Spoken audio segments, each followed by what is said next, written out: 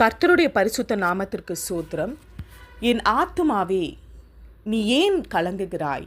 ஏன் எனக்குள் தியங்குகிறாய்? தேவனை நோக்கி காத்திரு. என் முகத்திற்கு ரெட்சிப்பும் என் தேவனுமாயிருக்கிறவரை நான் இன்னும் துதிப்பேன். என் ஆத்துமாவே, ஏன் கலங்குகிறாய்? ஏன் எனக்குள் தியங்குகிறாய்? ஏன் ஆத்துமா கலங்குகிறது? ஆத்துமாவில் கலக்கம் ஏன்? எதற்காக? எப்பொழுது?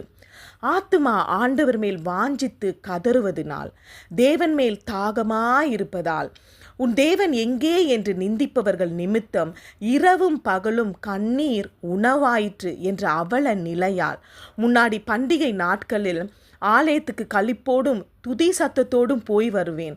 அந்த நாட்களை நினைக்கும் போது இப்பொழுதோ துக்க முகத்தோடு திரிகிறேன்.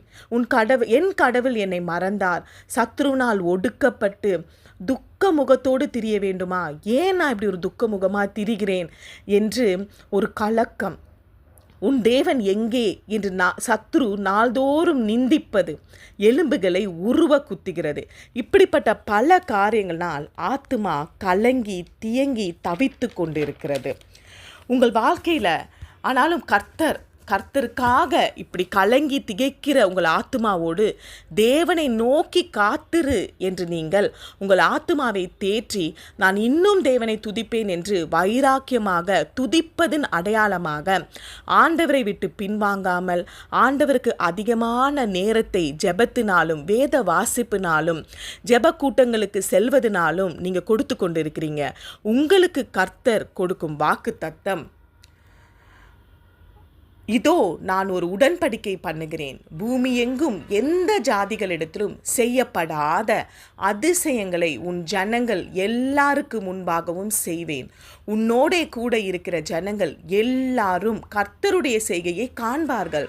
உன்னோடு கூட இருந்து நான் செய்யும் காரியம் பயங்கரமாயிருக்கும்.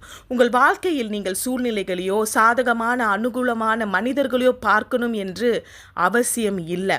உங்கள் வாழ்க்கையில் கர்த்தர் செய்யும் காரியம் அற்புதமும் ஆச்சரியமும் அதிசயமாக இருக்கும். எங்கும் செய்யப்படாத அதிசயத்தை எல்லார் கண்களுக்கு முன்பாக கர்த்தர் செய்வார். அதை எல்லாரும் காண்பார்கள். உங்களோடு கூட இருந்து கர்த்தர் செய்யும் காரியம் பயங்கரமாயிருக்கும். இது கர்த்தர் உங்களோடு பண்ணும் உடன்படிக்கை. இதற்காக நன்றி செலுத்துவோம். கர்த்தாவே, இந்த அதிசயத்தை செய்வேன் என்னும் உடன்படிக்கைக்காக உமக்கு நன்றி செலுத்துகிறோம் ஏசப்பா. இயேசு மூலம் ஜெபிக்கிறோம் நல்ல பிதாவே. துதி கன மகிமை அனைத்தும் இயேசு ஒருவருக்கே. ஆமேன். அல்லேலூயா.